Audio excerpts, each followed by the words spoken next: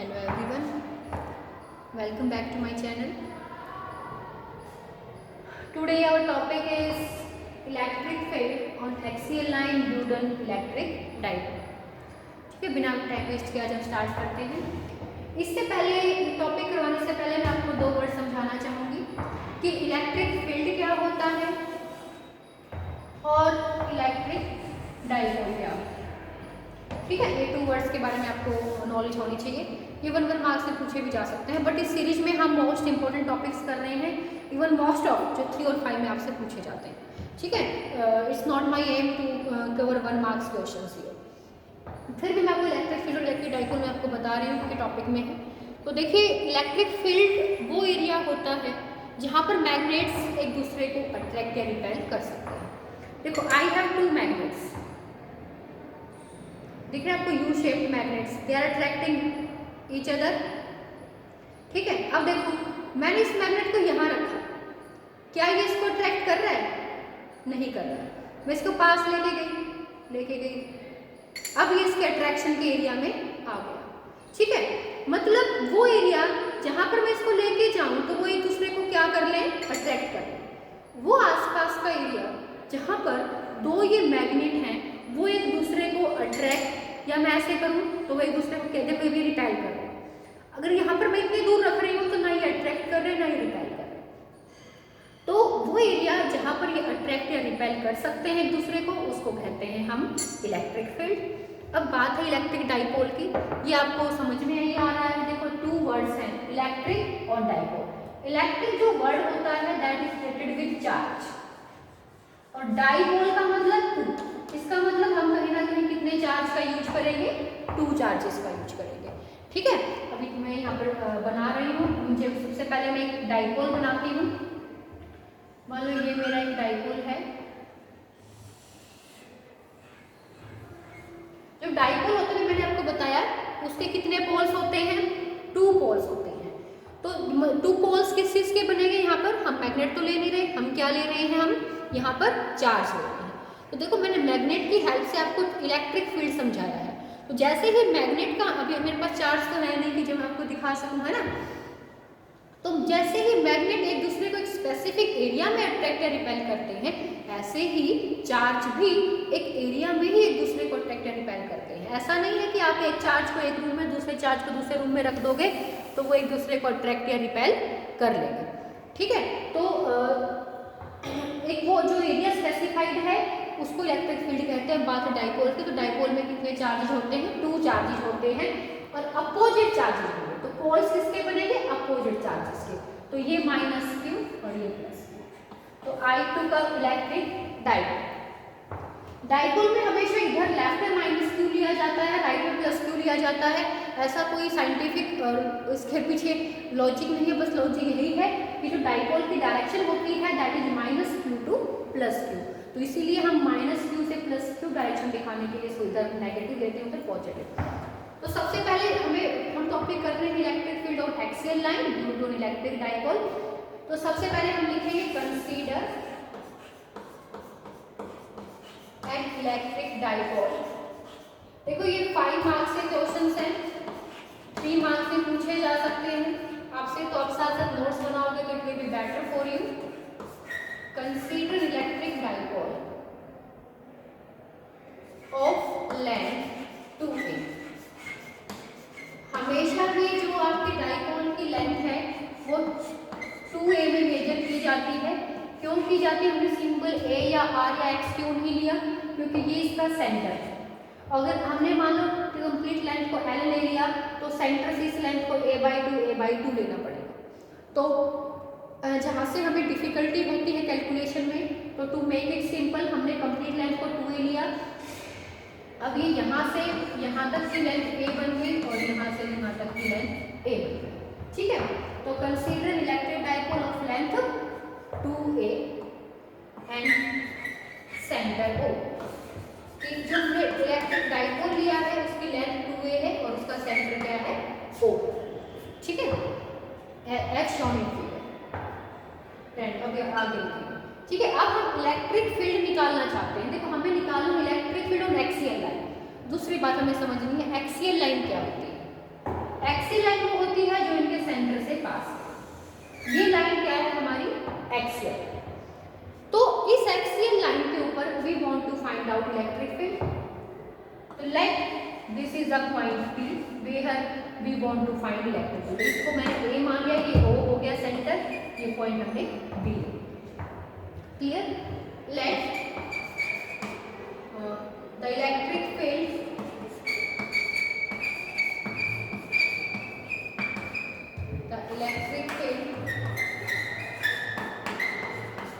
is to be calculated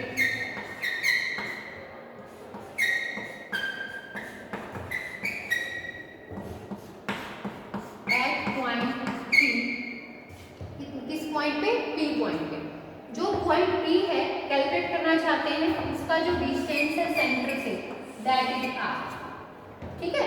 तो let the electric field is to be calculated at point P whose distance is R। कहाँ से है distance R? From,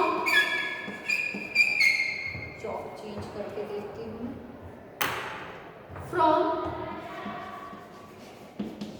centre. किसके centre से? From centre of diameter. तो ये सब बातें हमें लिखनी है जैसे मैंने आपको लिखवाई है, if you want to take highest marks. ठीक है? तो सेंटर ऑफ डाइपोल से बेटा डिस्टेंस हमारा R रहेगा as I have shown to you here. अब देखिए, तो अब हमें इस P पर इलेक्ट्रिक फील्ड निकालना, किस किस के ड्यू टू यहाँ पर इलेक्ट्रिक फील्ड होगा?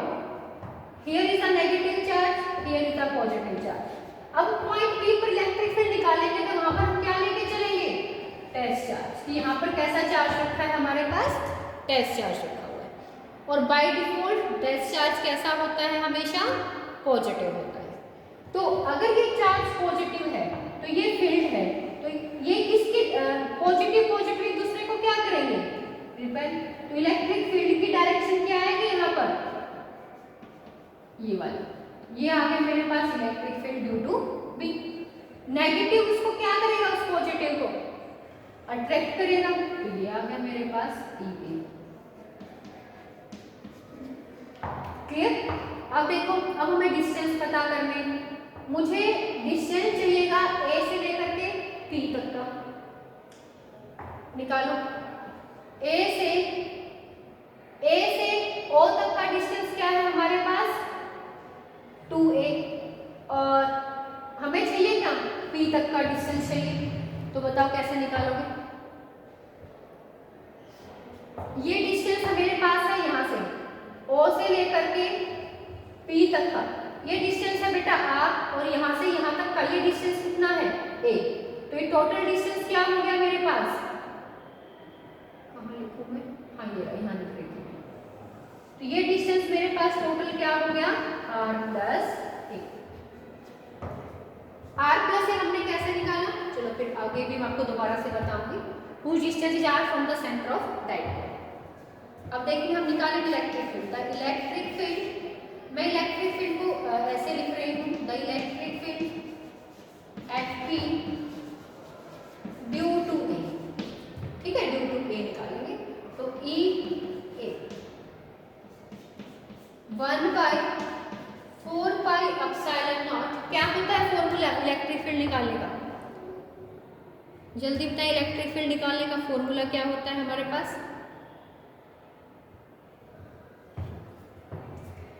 1/4 pi epsilon Q by R square. तो Q A पॉइंट पर कैसा चार्ज है हमारा? पॉजिटिव या नेगेटिव? नेगेटिव, तो लेंगे -Q by R square. R एक के ड्यू टू P पे निकालना है, तो डिस्टेंस होगा A से लेकर के P तक का स्क्वायर। ठीक है? अब देखो AP हमने कैसे निकाला, यहाँ पर आपको दोबारा से बताती हूँ। मुझे निकालना है AP, तो क्या मैं AP को AO प्लस OP लिख सकती हूँ? देखो बिल्कुल आसान भाषा, AP को हम AO प्लस OP लिख सकते हैं या नहीं? तो AO डिस्टेंस कितना है मेरे पास? A, और O से लेकर के P तक का डिस्टेंस क्या है मेरे पास? O से P तक का R, तो क्या बन गया, ओ से लेकर के ये ए से लेकर के ओ तक का ए और यहाँ से लेकर के यहाँ तक का आर, तो क्या बन जाएगा ए पी आर प्लस ए। तो यहाँ से मेरे पास जो ई ए की वैल्यू, उसको ऐसे भी लिख सकते हो आप वेक्टर का मैग्नीट्यूड, तो भी वो क्या बनेगा, ई ए की बनेगा। तो ई ए की वैल्यू आ गई 1/4πε0 माइनस साइन को आगे ले लेते हैं, Q by R plus A का whole square, equation 1। Clear.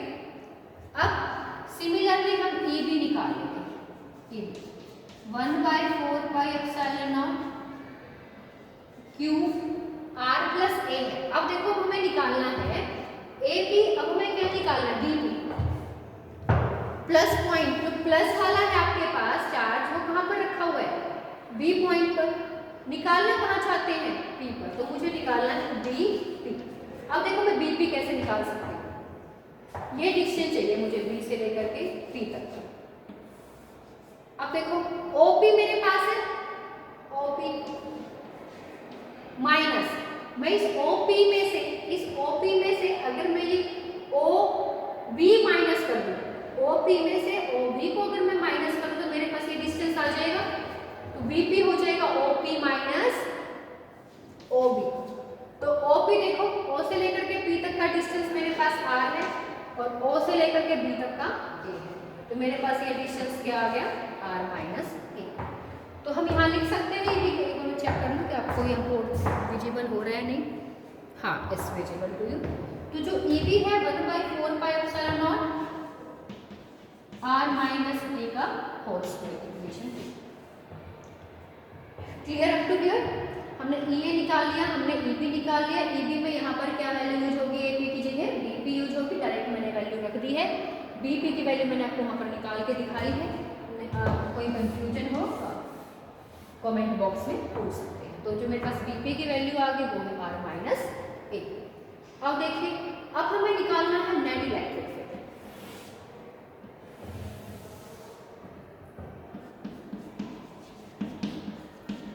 Net electric field ठीक, देखो नेट इलेक्ट्रिक फील्ड कैसे निकलता है, ज्यादा वाले इलेक्ट्रिक फील्ड में से कम वाले को माइनस कर दो। अब बताओ ज्यादा इलेक्ट्रिक फील्ड किसके ड्यू टू होगा, ज्यादा इलेक्ट्रिक फील्ड किसके ड्यू टू होगा, जो चीज पास में होगी उसके ड्यू टू ज्यादा होगा या जो दूर होगी उसके ड्यू टू ज्यादा होगा इलेक्ट्रिक फील्ड। देखो बेटा, electric field is inversely proportional to the square of the distance. Electric field is inversely proportional to the square of the distance. तो अगर इनवर्सली प्रोपोर्शनल है, तो अगर हमारा डिस्टेंस ज्यादा है तो इलेक्ट्रिक फील्ड कम, अगर डिस्टेंस कम है तो इलेक्ट्रिक फील्ड ज्यादा। तो इसीलिए जो पास का चार्ज होगा, जो ये पास वाला चार्ज है, इसके ड्यू टू मेरा इलेक्ट्रिक फील्ड ज्यादा होगा और दूर वाले के ड्यू टू कम होगा। तो यहाँ पर पास वाले के ड्यू टू इलेक्ट्रिक फील्ड क्या है मेरा, ई बी, और माइनस दूर वाले के ड्यू टू क्या है मेरे पास इलेक्ट्रिक फील्ड ई है। तो ये ई बी, मान लो ई बी की वैल्यू 10 है, ये वाली वैल्यू क्या है 5 है, कम वाली। तो जो नेट मैग्नीट्यूड होगा, नेट मैग्नीट्यूड, उसकी डायरेक्शन ज्यादा वाले इलेक्ट्रिक फील्ड के पास होगी या कम वाले के साथ होगी डायरेक्शन। मेरा क्वेश्चन है आपसे कि मैंने कहा कि जो इलेक्ट्रिक फील्ड है वो इसके ड्यू टू ज्यादा है, बी के ड्यू टू, ए के ड्यू टू कम है। तो मेरा ये ई बी इलेक्ट्रिक फील्ड ज्यादा है, ई ए कम है। तो जो मेरा नेट इलेक्ट्रिक फील्ड आएगा उसकी डायरेक्शन हमेशा क्या होती है, ज्यादा वाले की। देखो अगर मैं 10 प्लस का है, 5 माइनस का है, तो जो रिजल्टेंट आएगा उसके साथ डायरेक्शन कौन सी जाती है, बड़े वाले की ना, है ना। तो इससे इसी वजह से जो नेट इलेक्ट्रिक फील्ड आएगा उसकी डायरेक्शन भी क्या आएगी, जिसकी वैल्यू ज्यादा होगी। तो नेट इलेक्ट्रिक फील्ड की डायरेक्शन भी मेरी ये वाली आएगी, मतलब ई बी वाली आएगी, क्योंकि E B is more than E A. तो E B minus E A, तो निकालते हैं। ई बी की वैल्यू है मेरे पास 1/4πε0 Q by R minus A का होल स्क्वायर और माइनस 1/4πε0 क्यू बाई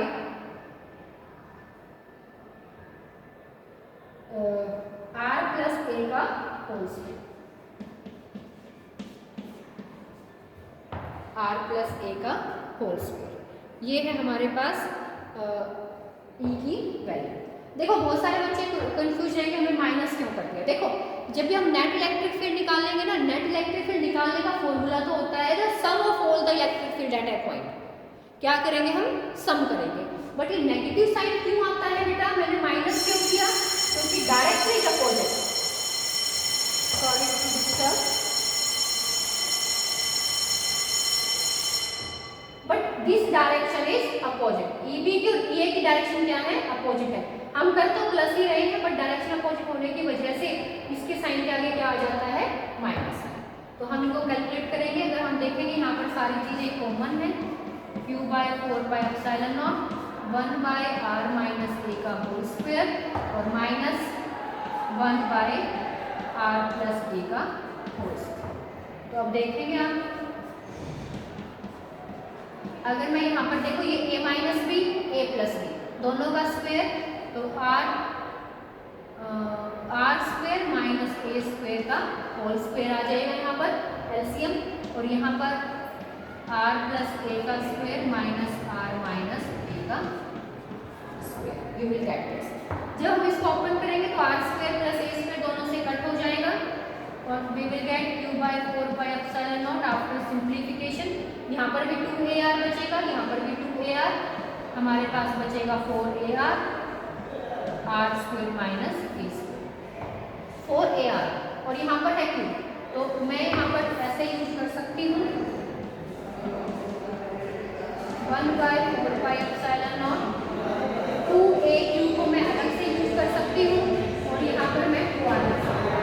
तो यहाँ पर इसको मैं अलग से 2aq और 2r में लिख सकती हूँ और R square minus A square का, तो 1/4πε0 2aq को मैं लिख सकती हूँ, यहाँ पर आ जाएगा 2pr और by R square minus A square. ये आप कर सकते हो। अगर आप इसको वेक्टर फॉर्म में लिखना चाहते हो तो आगे वेक्टर लगा सकते हो।